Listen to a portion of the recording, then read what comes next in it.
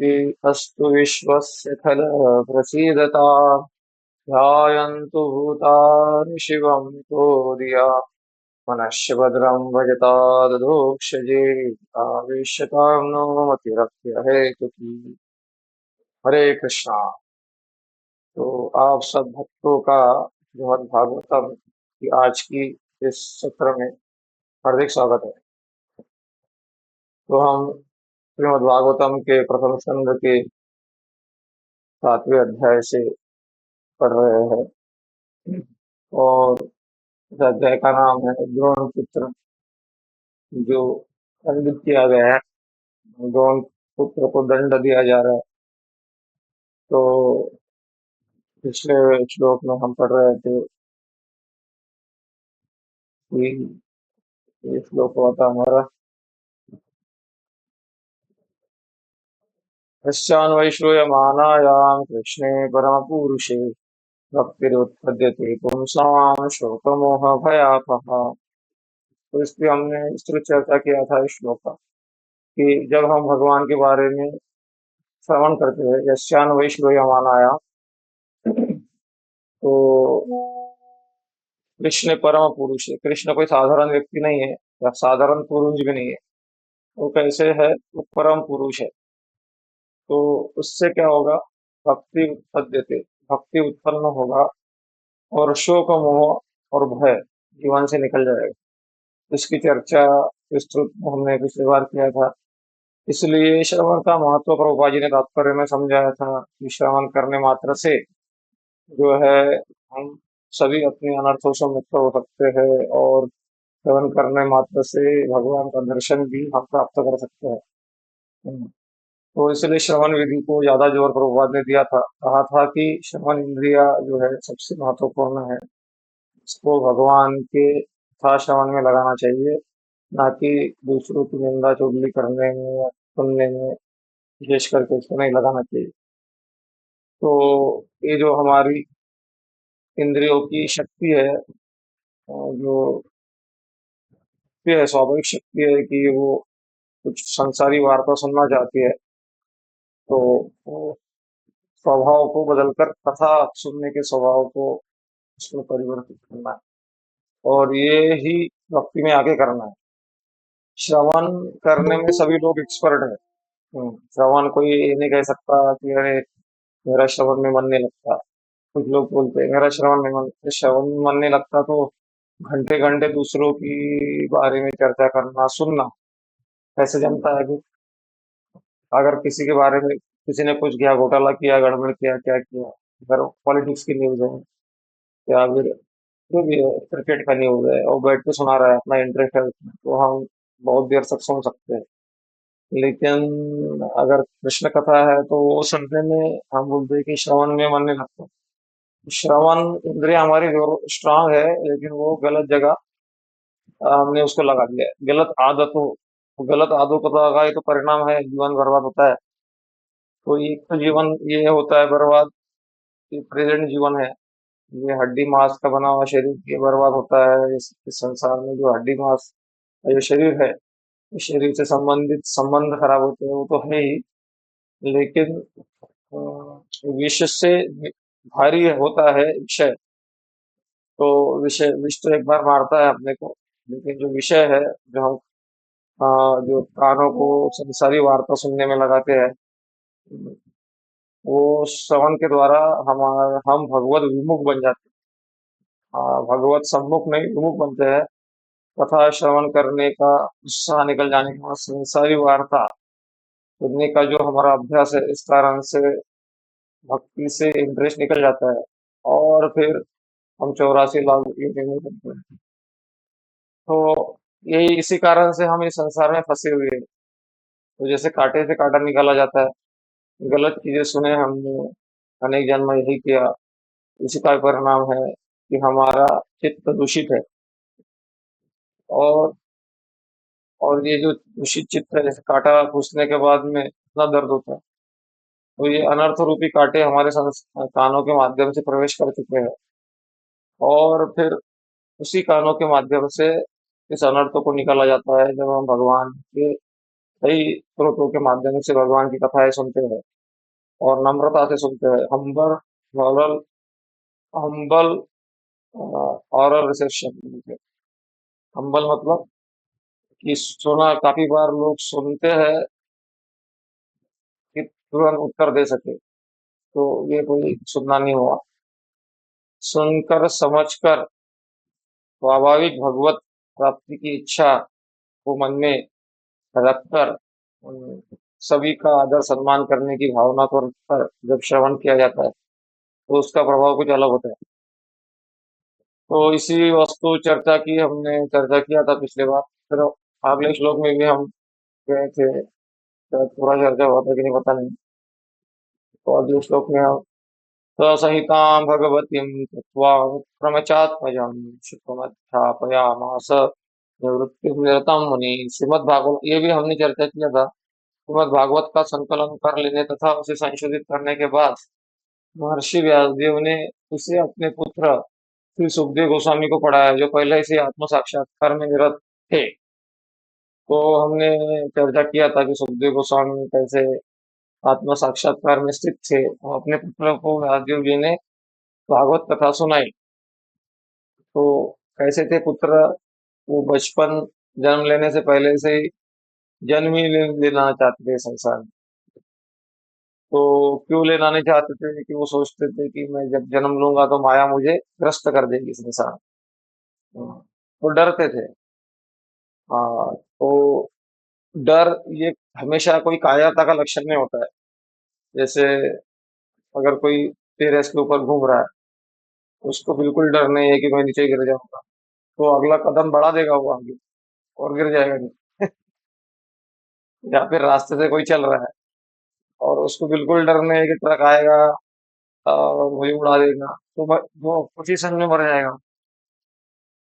तो थोड़ा तो होना चाहिए उसको हेल्दी फियर। जैसे स्टूडेंट है, विद्यार्थी है, विद्यार्थी को बिल्कुल डर नहीं है कि फेल हो जाऊंगा, तो वो पढ़ाई करेगा नहीं बिल्कुल, तो फिर फेल हो जाएगा, फिर जीवन बर्बाद हो जाएगा उसका।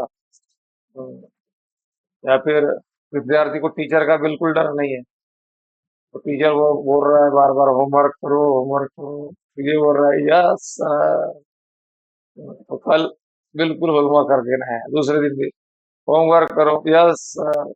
साल पूरा बीत गया, होमवर्क ही नहीं किया उसने। बिल्कुल डर है ही नहीं उसको, तो फिर उसका जीवन भी बर्बाद हो जाएगा।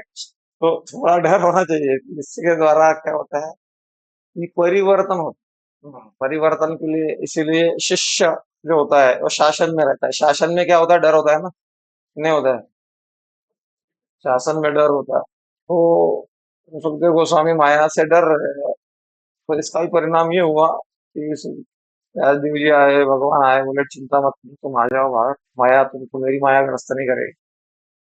तो हमको आश्रय मिलेगा तो हम आश्रय की आशा करेंगे, ओवर कॉन्फिडेंस हो जाएंगे, हमको कुछ फर्क नहीं पड़ता, हम ऑलरेडी आध्यात्मिक प्रगति कर चुके हैं, हम 16 माला कर रहे हैं, हम बहुत प्रगति कर लिए हैं।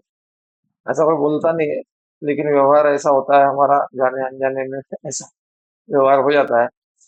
तो जब तक हम आश्रय का भाव नहीं रखते हैं, गुरु परंपरा का आश्रय का भाव नहीं रखते, तब तक ये माया हमको, तब तक हम माया के द्वारा परास्त होते हैं। तो थोड़ा डर का भाव रखना चाहिए। आश्रय लैया भजे, काहे कृष्ण नाही तेजे, आर सबक मरे अखान, एक वैष्णव गीत में कहा गया है। तो सुखदेव गोस्वामी को उन्होंने पढ़ा है और इसी परंपरा से फिर ये भागवतम जो है हमको मिला, व्यासदेव जी ने उनको पुत्र को दिया। तो ये व्यासदेव जी जो एक विशेष उदाहरण है, जो निराकार के उपासक थे। लीला लीला की दृष्टि से वैसे तो राधा रानी के सुख है, होते हैं, बट लीला की दृष्टि से वर्णन ऐसा आता है कि वो जो है निराकार के उपासक थे, ब्रह्म के उपासक थे, लेकिन भगवान की कथा सुनी, भगवान की दया का विचार किया उन्होंने। चैतन्य दयार कदा पर विचार, विचार करिले चित्ते पावे चमत्कार। तो चैतन्य चैतन्य महाप्रभु की दया कथा है, या कृष्ण की दया की कथा का जब हम श्रवण करते हैं, कहो बकीयम, और उन्होंने श्लोक सुना सुखदेव गोस्वामी ने, और फिर उनका विचार बदल गया। उन्होंने भगवान के रूप के बारे में सुना और उनका विचार बदल गया। वो भक्ति मार्ग में जुट गए और फिर उन्होंने भागवतम श्रवण किया। तो इस प्रकार से हम चर्चा कर रहे थे, आगे बढ़ते हैं अगले श्लोक में। अगला श्लोक है, शौनक उवाच स वै निरुत्य निरतः सर्वत्रोपेक्षको मुनिः कस्य वा बृहति मेताम् आत्मारामा समभ्रसत्। शब्दार्थ शब्दार्थ रहने दीजिए, अनुवाद करते हैं डायरेक्ट। तो शौनक, अनुवाद तथा तात्पर्य जगत गुरु स्वामी श्री प्रभुपाद जी के द्वारा। जगत गुरु स्वामी श्री प्रभुपाद की जय। श्री शौनक ने सूत गोस्वामी से पूछा, सुखदेव गोस्वामी तो पहले से ही निवृत्ति मार्ग पर चल रहे थे और इस तरह वे अपने आप में प्रसन्न थे, तो फिर उन्होंने ऐसे बृहत साहित्य का अध्ययन करने का कष्ट क्यों उठाया? उन्होंने ऐसे बृहत साहित्य का अध्ययन करने का कष्ट क्यों उठाया? प्रश्न है, बराबर है ना?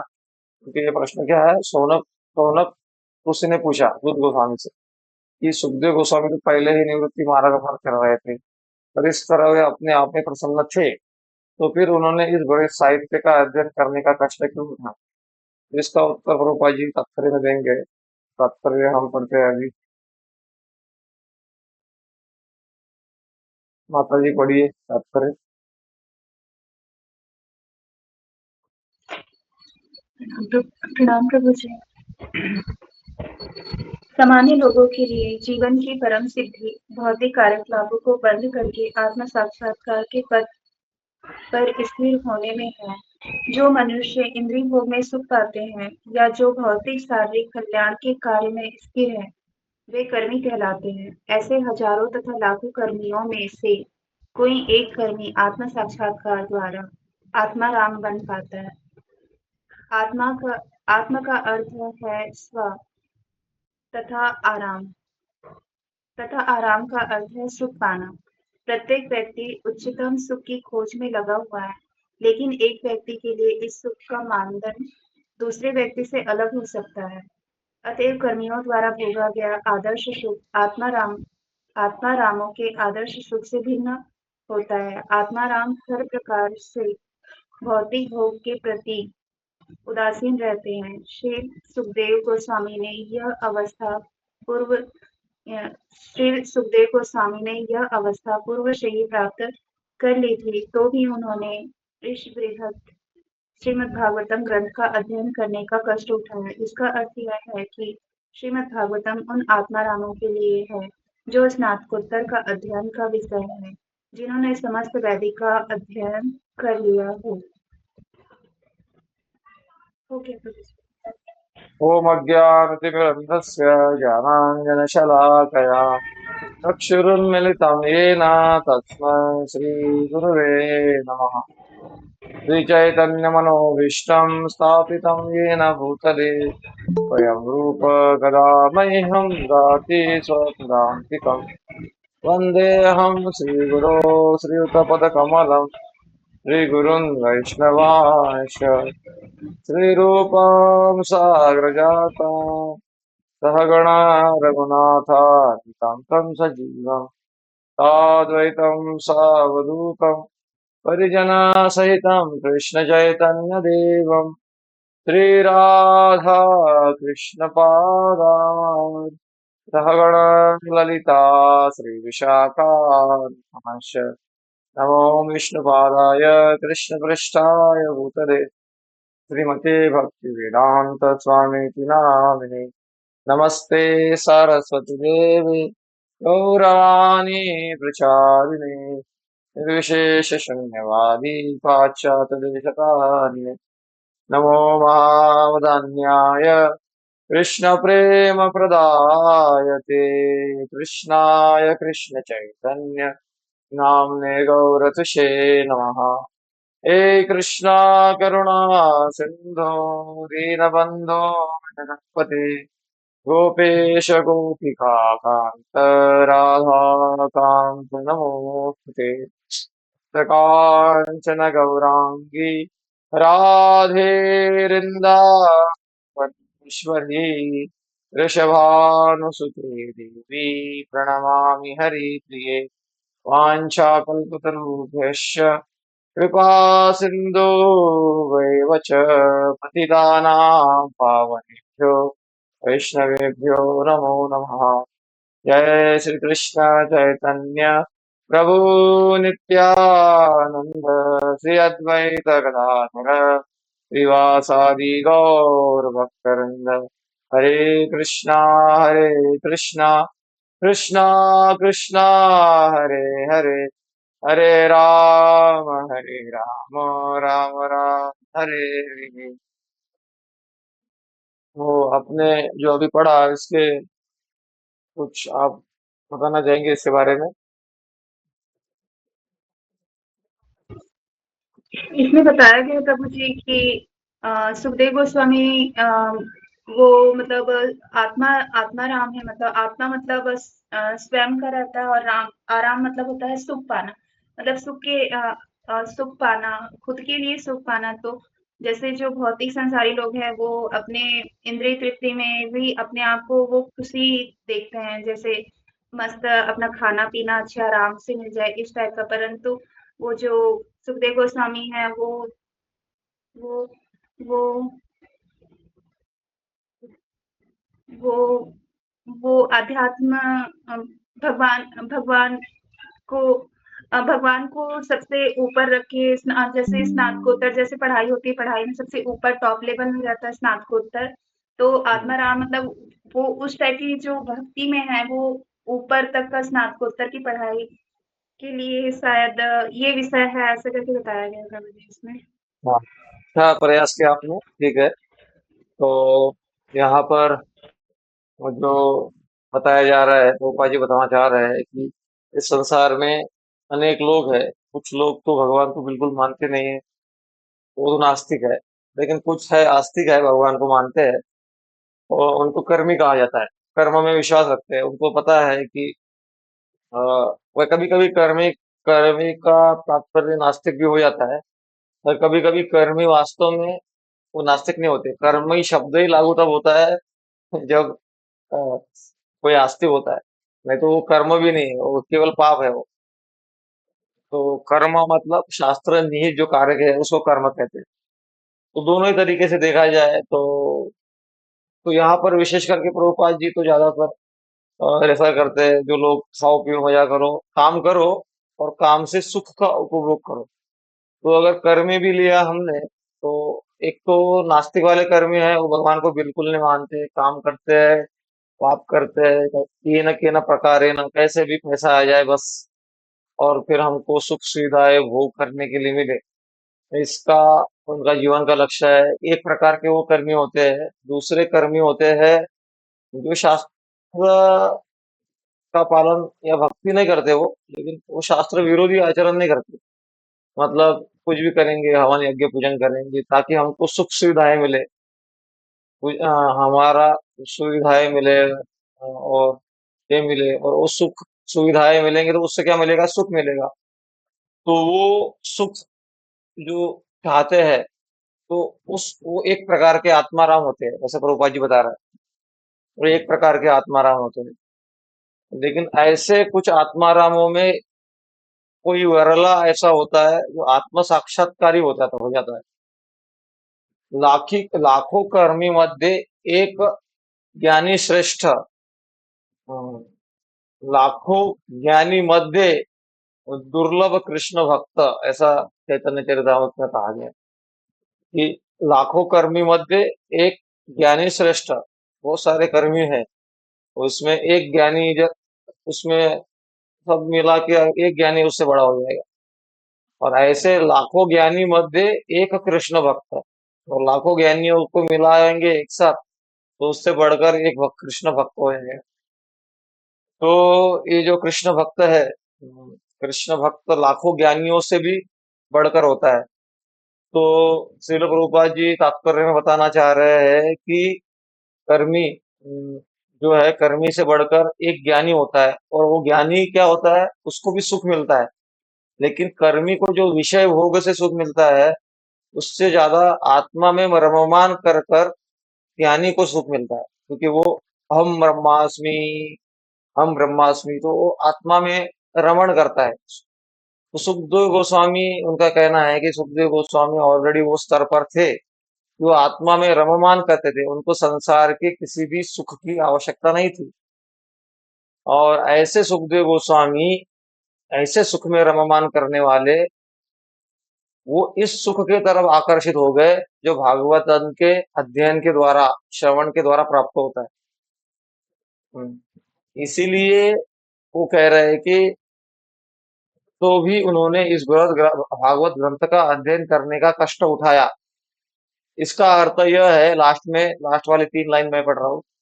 इसका यह अर्थ है कि श्रीमद् भागवत उन आत्मारामों के लिए भी स्नातकोत्तर अध्ययन का विषय है, जिन्होंने समस्त वैदिक ज्ञान का अध्ययन कर लिया है। मतलब ऐसा नहीं है भागवतम कोई छोटी मोटी पढ़ाई नहीं है। जिन्होंने आत्मा का ज्ञान साक्षात्कार कर लिया है, उनके लिए भी ये ऊपर की पढ़ाई है।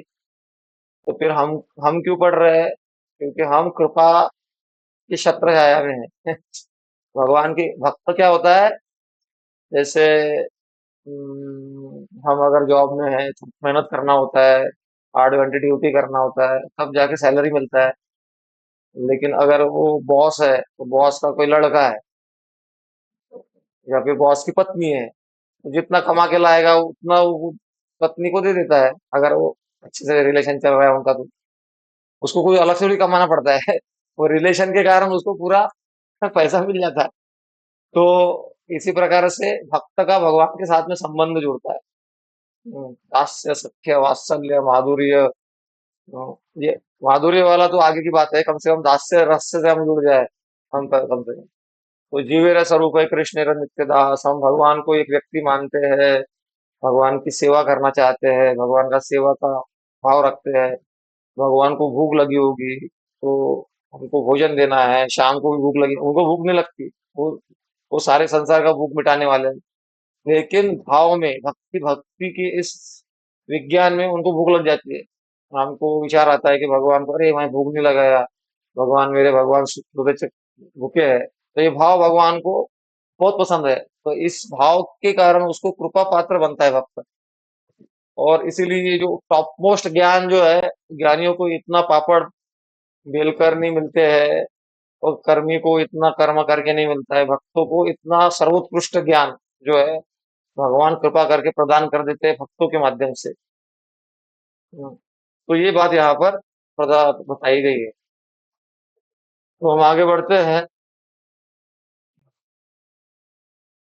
यहाँ तक मैं जो कहा, इसके बारे में किसी का प्रश्न नहीं है ना? ठीक है, आगे बढ़ते हैं।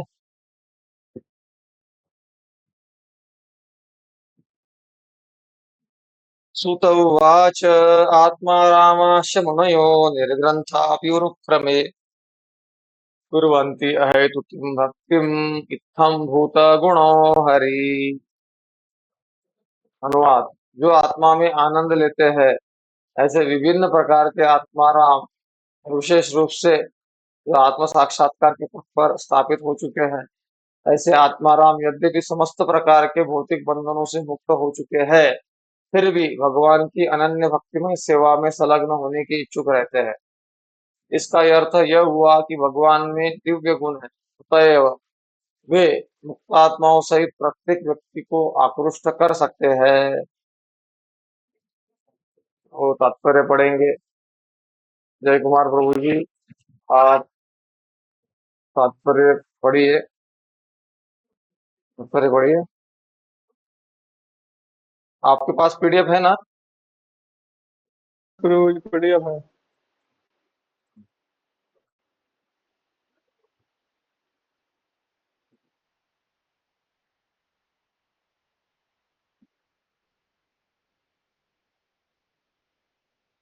हरे कृष्णा प्रभु जी, आवाज आ रही? समझ आ रहा है?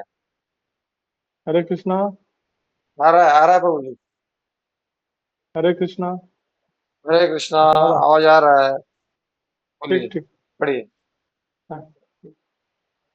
भगवान श्री चैतन्य महाप्रभु ने अपने प्रमुख भक्त शील सनातन गोस्वामी के समक्ष इस आत्माराम श्लोक की व्याख्या अत्यंत विशद रूप में की। उन्होंने इस श्लोक में 11 सत्यों का संकेत किया है। वे हैं आत्माराम, मुनया निर्ग्रंथ अपि च अनुक्रम कुर्वन्ति अहेतुकीं भक्तिम इत्थम भूत गुण तथा हरि विश्व प्रकाश संस्कृत कोश के अनुसार आत्माराम शब्द के 7 पर्याय हैं, जो इस प्रकार है: ब्रह्म, परम सत्य, शरीर, मन, रत्न, सहिष्णुता, बुद्धि तथा व्यक्तिगत आदतें। मुनिया शब्द का प्रयोग इन अर्थों में होता है: जो विचारवान है, जो गंभीर तथा शांत है, तपस्वी, जो हठ है, परिवाचक परि, परि, परिव्राजक परिवाचक, ऋषि तथा साध संत। निर्गंत शब्द से निम्नलिखित भावों का वहन होता है: जो अविद्या से मुक्त है, जिसका शास्त्रीय आदेशों के कोई संबंध नहीं, अर्थात जिसे नीति ग्रंथों, वेदों, दर्शन, मनोविज्ञान तथा तत्व ज्ञान आदि में वर्णित विविध विधानों के पालन करने की व्यवस्था नहीं है। दूसरे अशिक्षित, बदमाश आदि जिन्हें विविध विधानों से संबंध नहीं होता, पूंजीपति तथा निर्धन भी। शब्दकोश के अनुसार नि उपसर्ग का प्रयोग निश्चितता, गणना, निर्माण तथा निषेध के लिए होता है, और ग्रंथ शब्द धन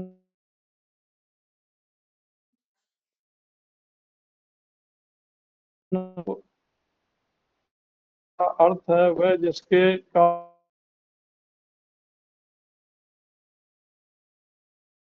या कदम। उपक्रम शब्द विशेष रूप से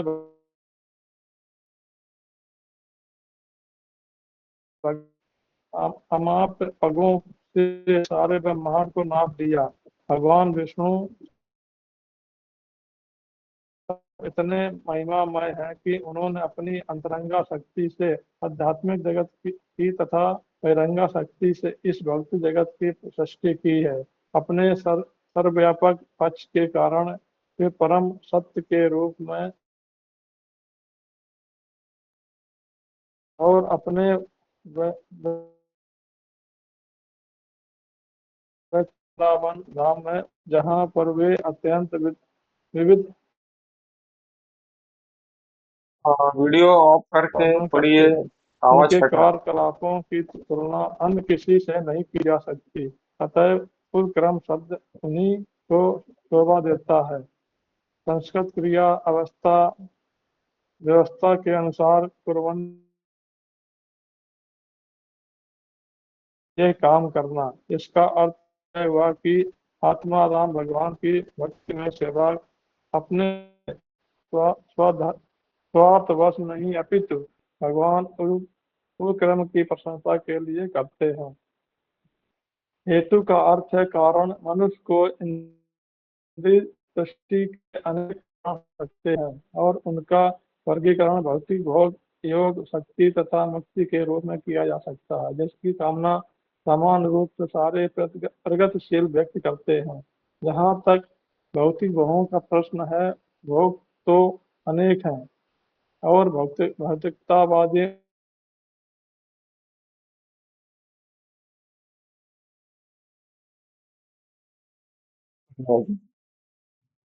अंत है, ना ही कोई व्यक्ति भौतिक जगत में इन सारे भोगों को पा सकता है। जहाँ तक योग शक्तियों का प्रश्न है, उनकी संख्या 8 है। जैसे कि अपने रूप को अनंत छोटा बताना,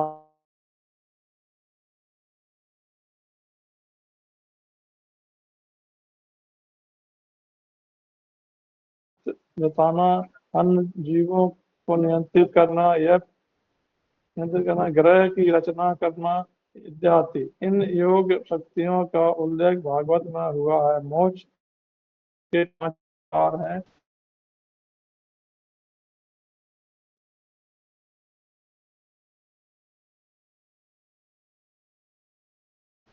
सर्वशक्तिमान भगवान श्री कृष्ण पर व्यक्तिगत लाभ ऐसे अनंत भक्तों द्वारा पूर्ण रूप से प्रसन्न हो सकते हैं। ये अपने भक्ति में विभिन्न अवस्थाओं से होकर प्रकट जय कुमार प्रभु, आप कहाँ तक पढ़ चुके हो? थोड़ा सा मुझे सुनाई नहीं दे रहा है बराबर। तो आपका आवाज कट रहा है। अभ्यास तो मेरा आवाज आ योग रहा है आपको? जो हरे कृष्णा। जय कुमार प्रभु जी। आ जा रहा हाँ, तो अपने आपने अभी किस तक कहाँ तक पढ़ा? आप थोड़ा रुक जाइए, ये तात्पर्य बड़ा है तो पूरा एक साथ पढ़ना ठीक नहीं रहेगा। तो हमने आपने कहाँ तक पढ़ा है वो बता दीजिए सर। मतलब लास्ट पैराग्राफ का लाइन वगैरह क्या लिखा है उधर, क्योंकि आप जो पढ़ रहे थे ना तो पूरा क्लियर सुनाई नहीं दे रहा। तो हरे कृष्णा। हाँ, तो कहाँ तक पढ़ा? संस्कृत क्रिया व्यवस्था के अनुसार कुर्वन्ति, कहाँ तक पढ़ा है आपने? यहाँ तक पढ़ा क्या? मैं जो ये हाईलाइट कर रहा हूँ दिख प्रभु रहा है? जी जो इधर दिख रहा ये है मैं बता जो रहा हूँ योग से। आपको। हाँ, अतः अनन्य भक्ति का अर्थ है प्रयुक्त हाँ, व्यक्तिगत यहाँ तक पढ़ा लाभों क्या? की यहाँ तक आकांक्षा पढ़ा से ना? रहित ठीक होकर है, भगवान की सेवा ठीक है, करना। रुक जाइए। ये हाँ, तो यहाँ हाँ तक हाँ पढ़ा ना हाँ। आपने? हाँ, ठीक है। तो यहाँ तक आपने जो पढ़ा, यस यस इस यहाँ तक का ही चर्चा करते हैं, प्रभु जी। क्योंकि ये बड़ा ये है तो पूरा एकदम कवर नहीं हो पाएगा। ठीक है। तो तात्पर्य बड़ा है, ये बहुत जो बड़ा आप, है तात्पर्य। हाँ, बड़ा बात कर रहे हैं। तो यहाँ पर ये जो श्लोक है वो प्रसिद्ध श्लोक है। आत्मा रामाश्च मुनयो निर्ग्रंथा विवृक्रमे कुर्वन्ति अहेतु किं भक्तिं इत्थं भूतो गुणो हरि। तो ये जो श्लोक है इसको चैतन्य महाप्रभु ने सनातन गोस्वामी को समझाया है। और ऐसा कहा जाता है कि उन्होंने इस आत्माराम शब्द का अर्थ जो है सार्वभौम भट्टाचार्य इनको लगभग 11 या 13 ऐसे प्रकार से समझाया है। और सनातन गोस्वामी के लगभग 64 या 63 64 टाइप के आत्माराम शब्द के अर्थ हो जाएगा। सिर्फ आत्माराम शब्द बोल रहा हूँ मैं। लोग तो पूरा इतने प्रकांड विद्वान थे हमारे आचार्य चैतन्य महाप्रभु तो स्वयं श्री कृष्ण चैतन्य राधा कृष्ण नहीं अन्य। तो सार रूप में अगर समझना है इस श्लोक का तो इसका अनुवाद पढ़ के समझ में आ जाएगा कि एक वास्तव में क्या कहना चाह रहा है इस श्लोक। जो आत्मा में आनंद लेते हैं, एक प्रकार की आत्मा, ये आत्माराम रहते हैं। ऐसे विभिन्न प्रकार के आत्माराम विशेष रूप से जो आत्म साक्षात्कार के पथ पर स्थापित हो चुके हैं, वो आत्म साक्षात्कार के पथ पे जो स्थापित हो चुके हैं वो एक आत्माराम रहते हैं। और दूसरे आत्माराम रहते हैं जो इंद्र तृप्ति में सुख मानते हैं, वो दूसरे आत्माराम रहते हैं। और तीसरे आत्माराम रहते हैं जो भगवान की भक्ति में सुख मानते हैं।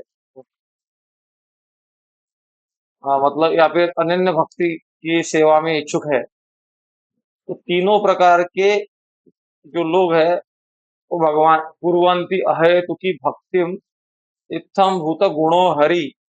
तो गुणों इत्थम भूत मतलब हरि के गुण ऐसे है जैसे, ऐसे तो तुलना नहीं करनी चाहिए भगवान के साथ में, लेकिन कोई एक्टर होता है, कोई एक्टर होता है तो उसके लिए ऐसा थोड़ी होता है कि ये जाति धर्म के लोग उससे आकर्षित होंगे और वो जाति धर्म वाले उसको नहीं, अरे इसके इसमें खान लगा हुआ है तो खान वाले को हम पसंद नहीं करते, ऐसा कोई है नहीं। तो ऐसा नहीं रहता ना। वो जैसे कोई कोई हीरो है, कोई है लगा है, तो उसको उसके फॉलोअर सभी धर्म में मिलेंगे आपको, क्योंकि उसके गुण ऐसा है, इतना वो अच्छा डायलॉग मारता है, ये मारता है तो उसके फॉलोअर बन जाते हैं। तो वो तो भौतिक गुण कुछ उसके पास में डायलॉग मारने का एक्टिंग करने का कुछ स्किल है तो लोग उसके फॉलोअर बन जाते हैं। तो हरि के तो गुण जोरदार है अगर हम जानेंगे। हरि अनंत, हरि कथा अनंता, और हरि के गुण भी अनंत है। तो उनके गुणों का श्रवण जब हम करते हैं, उनकी दया की कथा, उनकी करुणा, उनका वात्सल्य, उनकी शक्ति, उनका स्वभाव, ये सारे जो हम जानते हैं भागवतम के द्वारा और भगवत गीता और अन्य ग्रंथों के द्वारा जब जानते हैं तो सभी प्रकार के लोग जो है भक्ति में जुड़ने की संभावना है। तो कौन से 3 प्रकार के आत्माराम मैंने कहा? जो तो केवल इंद्र तृप्ति ही जीवन का लक्ष्य मानते हैं, वो एक आत्माराम। क्योंकि आत्मा का अर्थ तो अंदर जो आत्मा है उसको तो कहते ही है, लेकिन दूसरा आत्मा का अर्थ होता है इंद्रिय। कभी कभी इंद्रियों को भी आत्मा कहा जाता है, कभी कभी मन को भी आत्मा कहा जाता है, और कभी कभी आत्मा को भी आत्मा कहा जाता है। तो इसीलिए आत्माराम का शब्द का अर्थ अलग अलग होता है। हालांकि मैं कोई संस्कृत स्कॉलर नहीं हूँ, तो ज्यादा डीप में मैं अर्थ नहीं बता पाऊंगा, क्योंकि 64 मीनिंग उन्होंने बताया हुए है। चैतन्य उसको चैतन्य चरितामृत में जाना पड़ेगा उसके लिए, और अभी टाइम नहीं उतना अपने पास। तो आत्माराम, तो एक आत्माराम है जिसको इंद्रिय तृप्ति में ही सुख मानता है। तो ऐसे लोग भी भगवान का कथा सुनेंगे तो वो भगवान की ओर खींच खींच चले जाएंगे और भगवान की भक्ति में लग जाएंगे। दूसरे आत्माराम है जो आत्मज्ञान में ही संतुष्ट है, मैं आत्मा हूँ, और इसी में सुख मान रहे हैं, अहम ब्रह्मास्मि। और तीसरे आत्माराम है जिनको भगवान की सेवा करनी है। तो तीनों ही प्रकार के लोग भक्ति में जुड़ सकते हैं। इत्थम भूतो गुणो हरि, ये शब्द है श्लोक में लास्ट में। तो इस प्रकार के गुण है हरि के, इत्थम भूतो गुणो हरि। तो फिर तात्पर्य में प्रभुपाद जी ने उसी विषय को ज्यादा डिटेल में थोड़ा समझाया है कि चैतन्य महाप्रभु ने अपने आत्माराम श्लोक की व्याख्या अत्यंत विशद रूप में की। आ, उन्होंने इस श्लोक में 11 तत्वों का संकेत किया है, तत्वों का संकेत किया है बोल रहे हैं। लेकिन वो जो शब्द है आत्माराम, उसका भी उन्होंने बहुत सारे मीनिंग बताया है। तो तत्व का वर्णन है यहाँ पे, आत्माराम, मुनय, निर्गंथ, ये सारे शब्द आए, उरुक्रम, कुर्वंती। तो एक श्लोक का इतना मतलब डिटेल में वर्णन किया जा सकता है, ये कोई साधारण ग्रंथ नहीं है। निगम कल्पतरोर गलितम फलम सुखमुखात अमृत द्रव्य संवितम पिबत भागवतम रसमालयम मुहुरहो रसिका भाव का। इसका अर्थ यह है कि अगर सारे वैदिक शास्त्र अगर पेड़ के समान है, तो उस निगम कल्पतरोर गलितम फलम, और उसमें अलग अलग पत्ते लगे हुए हैं और शाखा है, लेकिन उसका जो फल है वो क्या है? श्रीमद् भागवतम है। लेकिन भागवतम वो कैसा फल है? गलितम फलम, तो पका हुआ फल है। तो जैसे आ, पेड़ में जो जूस होता है, न्यूट्रिएंट्स होते हैं, और जो रस होता है वो शाखाओं के द्वारा बह के फल में जाता है। वही तो रस होता है ना, उधर से तो जाता है ना, बह के उधर जाता है। तो लेकिन कोई शाखा खा के चबाना चालू नहीं करता। जैसे आम की शाखा तोड़ लिया, उनकी शाखा ही तो चबा रहा है वो। चलो एक ही तो बात है, आम खाना क्या है और शाखा शाखा को चबाना क्या है, एक ही बात है। ऐसा नहीं होता, उसको पता है कि इधर नेक्टर अवेलेबल है, इधर है अमृत, इधर उपलब्ध है। तो हम्म, हालांकि सब वहां से आ रहा है, लेकिन रिलिशमेंट या आनंद अनुभव होता है वो फल के माध्यम से। लेकिन वो फल भी अगर कच्चा है तो खाने की इच्छा नहीं होती। थोड़ा सा खाएंगे हम आम, कच्चा आम खाएंगे तो ज्यादा खट्टा, अगर रात का प्रॉब्लम है विशेष करके, तो अरे बहुत खट्टा है, जाने तो छोड़ देंगे। लेकिन लालायित कब होते हैं हम? जब वो आम पक जाता है, वो सुगंध बिखेरना चालू कर, सुगंध आता है ना, आम का सुगंध आता है, किए आम। तो फिर हम लालायित, और उससे जो रिलिशमेंट मिलता है।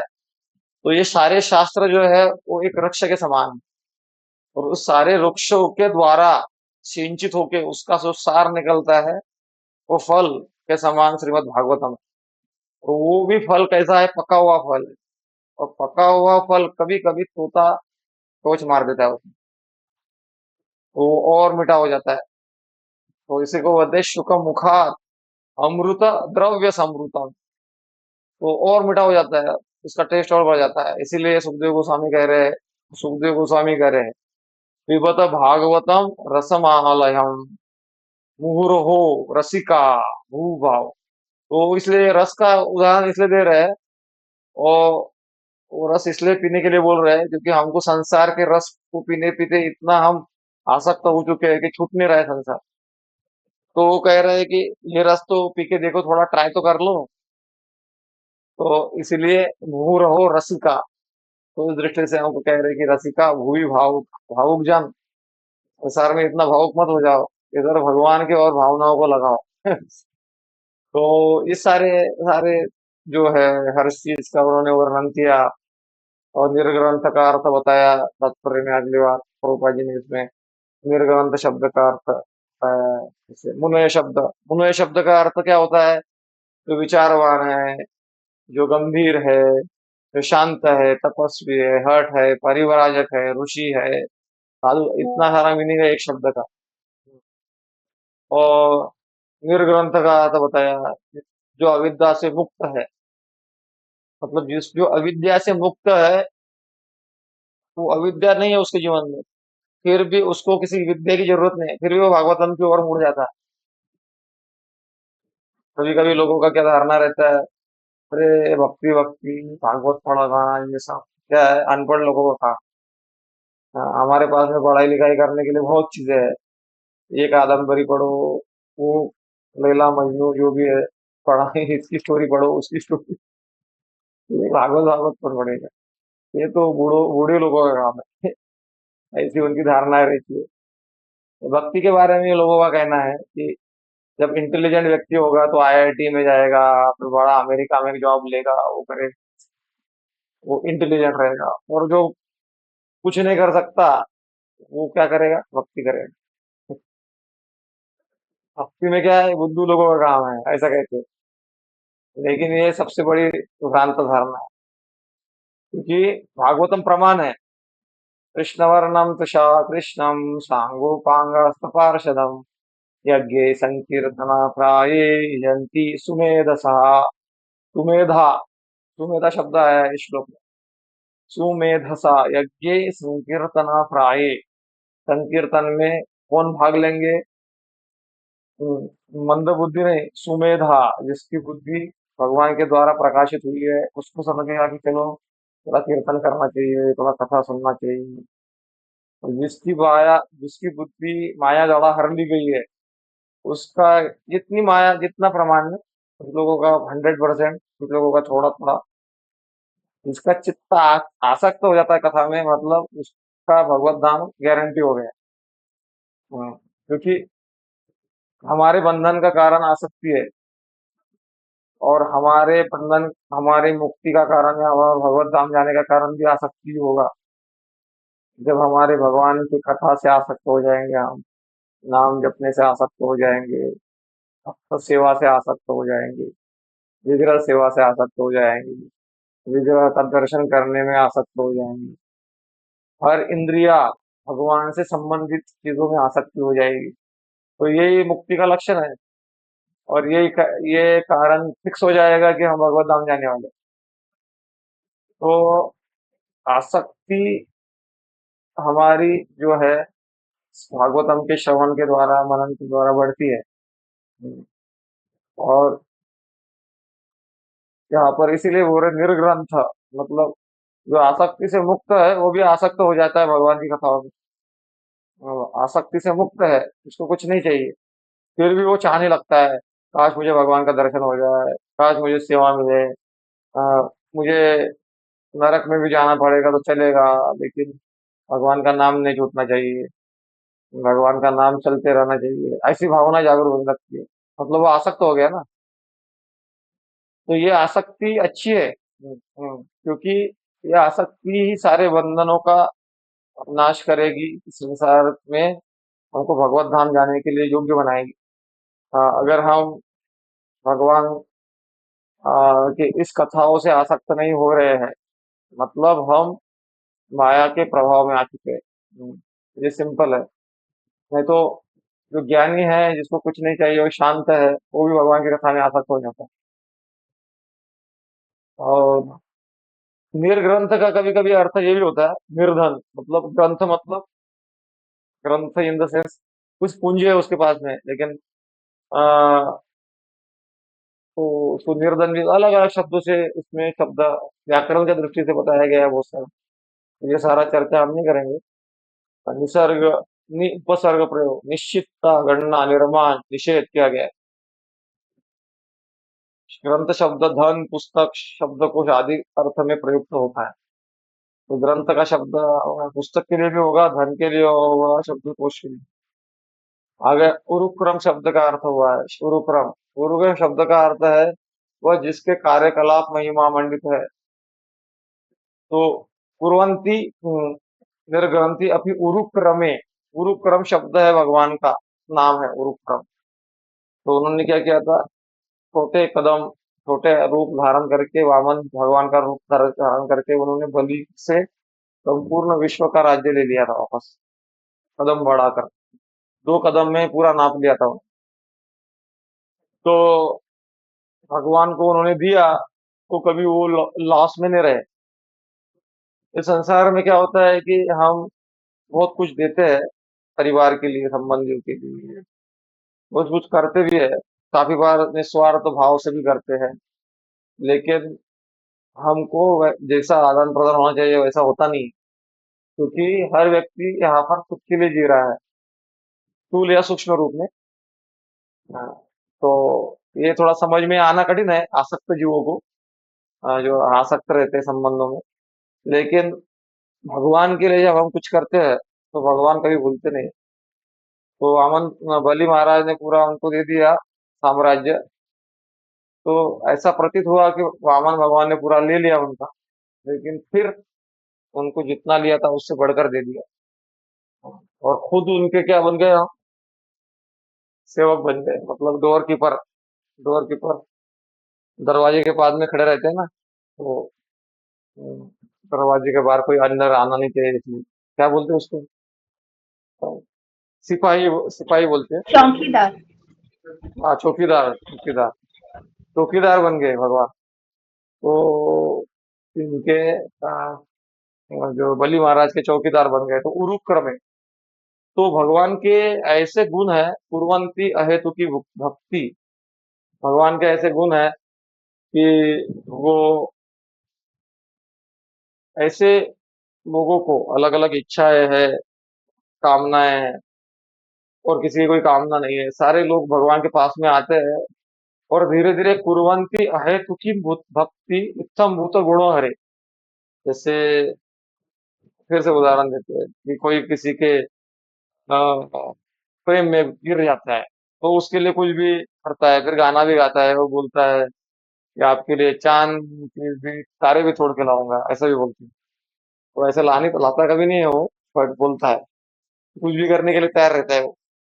तो इसी प्रकार से भगवान के गुणों से जब हम आकार से आसक्त हो जाते हैं, तो फिर हमारे लिए अपना दुख कुछ नहीं रह जाता, हमारे मन में रहता है कि भगवान कैसे सुखी हो। तो, और भगवान कैसे सुखी हो, तो भगवान मूल है, तो मूल में जल डालेंगे तो क्या होगा, यस्मिन तुष्टे जगत तुष्टे। इसीलिए भक्त कभी दुखी नहीं रहते, वो आनंद करे अमीर अमीरे में, ऐसा नहीं है। जो आनंद करे फकीर फकीरी में, वो आनंद नहीं अमीरी, ऐसा कहा जाता है। जो आनंद करे फकीर फकीरी, फकीरी मतलब विशेष करके संतों के लिए कहा जाता है। संतों को जो आनंद आता है वो अमीरों को भी नहीं आता, क्योंकि भगवान आंतरिक रूप से आदान प्रदान करते हैं।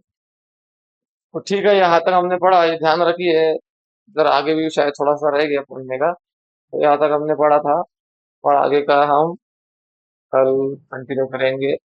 इसके संदर्भ में कोई प्रश्न है आपका कि कैसा है तो पूछिए, तो नहीं तो हम वहाँ विराम देते हैं। ठीक है, हरे कृष्णा कृष्णा कृष्णा हरे हरे, हरे राम राम राम हरे हरे। तो जय कुमार जी, आपने एड्रेस किया है, बोलिए। हरे कृष्णा प्रभु धन्यवाद प्रणाम।